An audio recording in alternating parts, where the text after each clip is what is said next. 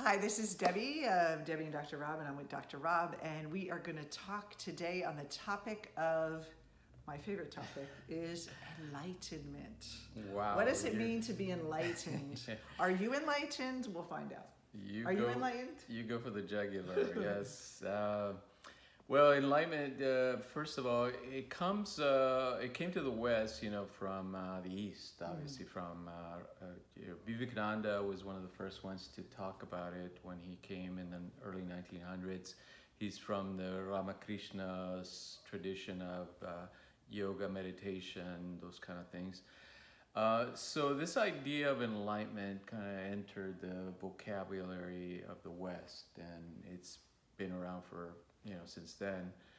But what it means, obviously there's a lot of different definitions of it, but our definition of it would be someone who is self-actualized. Okay. Now, self-actualization, for us, it simply means this, that you understand that you're not your persona ego, your personality, that there's something deeper in you that you can express. Now, don't most people think that they're spiritual? Like they say, I have my higher self or my spiritual self, or I have a soul. So does that make them enlightened?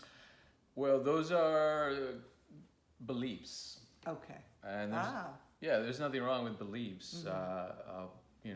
That's how we start. We start by believing certain things and moving towards them. But really, enlightenment is the realization of that, meaning you understand and you experience yourself as this other element in you besides your personality. So it's a realization of what we call a direct experience. Yes. Where you have this clarity of like you have a self-experience of it versus just reading the concept in a book or listening to a video like this and say, oh, okay, I get that I'm a higher purpose. So let's talk about the ego for a minute, because why do we not want to identify with the ego, and why do we identify with the ego? Yeah. I know a lot of big questions here. Sure, but for you, Doc, you can handle it. Oh, we never shy away from big questions. We love it. If you think about the way we're set up biologically, we're kind of born and thrown into this world, and we experience ourselves as individuals, and there's nothing wrong with it. That's what we're meant to experience ourselves as this body, as this individual who has action, who can take action in the world.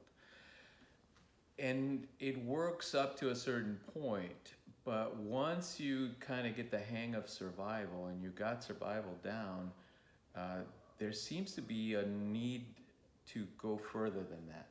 And you can't go further than that if you stay stuck with the idea that all you are is the ego persona.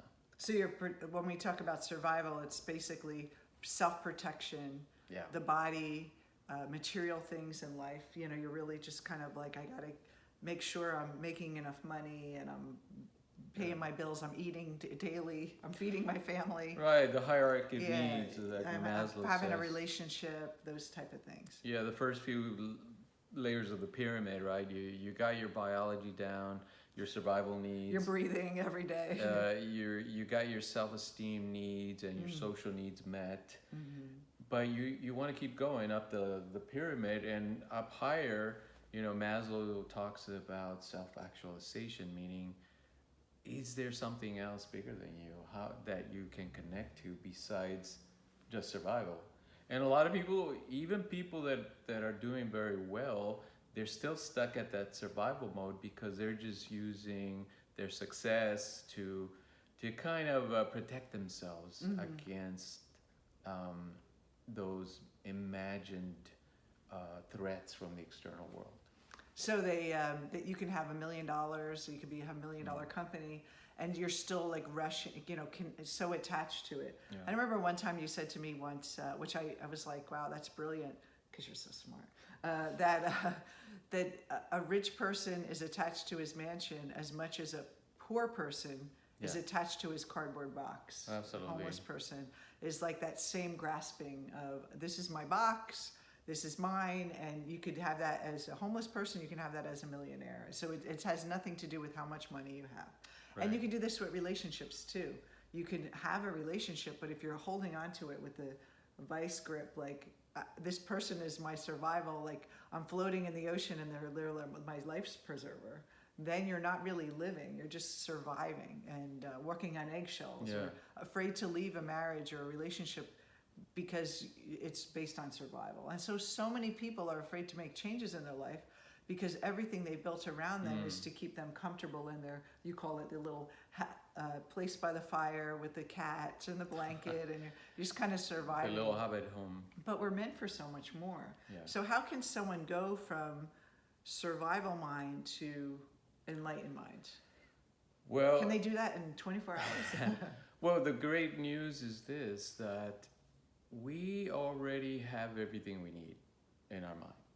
We're given it freely.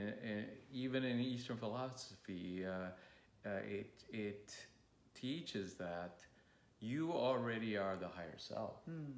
You already have that divine consciousness within you. It's simply that you're misunderstanding and misperceiving your experience, and you're misidentifying with the ego. That's all.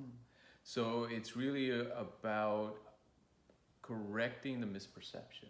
So it's more about perception than doing. And so a lot of people think they have to go to a yoga retreat or meditation retreat and be in silence and find, that inner peace. And of course that's a vehicle to do that.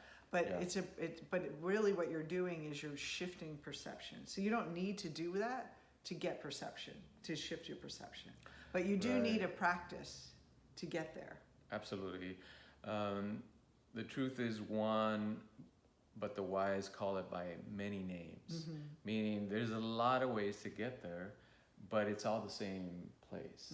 You can call it salvation, you can call it enlightenment, self-actualization, but it's the same place, but you can get through it through many techniques, like yoga, meditation, obviously spiritual practices of prayer, all those beautiful things. But psychologically, all you need is that right understanding, and then you start taking action from that perspective. This is why I love the Jungian work so much, because Carl Jung, the Swiss psychologist, gave us a map of the mind and the psyche, and he talks about the ego and the persona and then the shadow, and through that work of just understanding ourselves and what we've been kind of cultivating to survival, then we're able to move to the higher levels, and it gives us this window into a deeper part of ourselves, and he calls the collective unconscious, which is our divine self, or the big self, that can give us wisdom and knowledge, and makes us feel that we're not just this little tiny person, that we're this great being. And that's why I love the psychology of Carl Jung, because he gives us what he calls individuation, where you're individuating away from your ego. And I love what you said, and I think he probably mentioned this too, is that it's like a sunrise, like in a sunset. The beginning of our life is building up the ego and finding a way to survive.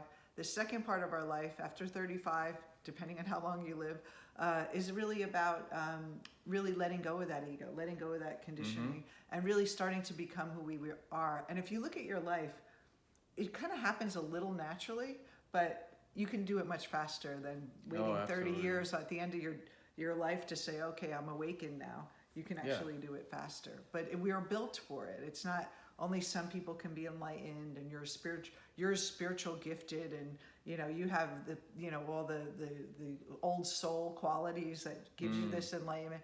Every single person is enlightened. Even the worst person has the potential to be enlightened right now. So it's not about that it's predestined for certain people and not others. Yeah, that is great news for all the of world. Us. That's certainly our position, that this is not just for a few people.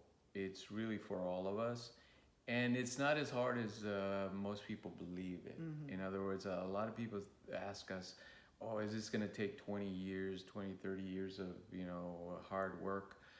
No, you already are the divine mind. Your consciousness is already intact. It's never been anything else. but you need to do the work to realize it, to understand it, and then to experience it in that direct way that you were saying, that direct experience of it. Well, I have one more question. Absolutely. What does an enlightened person look like?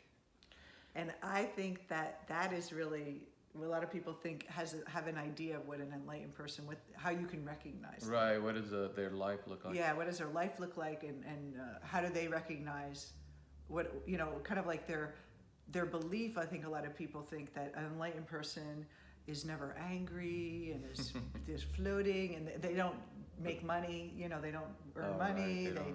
They're living in this peaceful, like, Yeah, they're giving that's- too much. They're just serving the world. And Yeah, that's a misunderstanding. Yeah. That person has never existed. It exists as an ideal, perhaps, Yeah.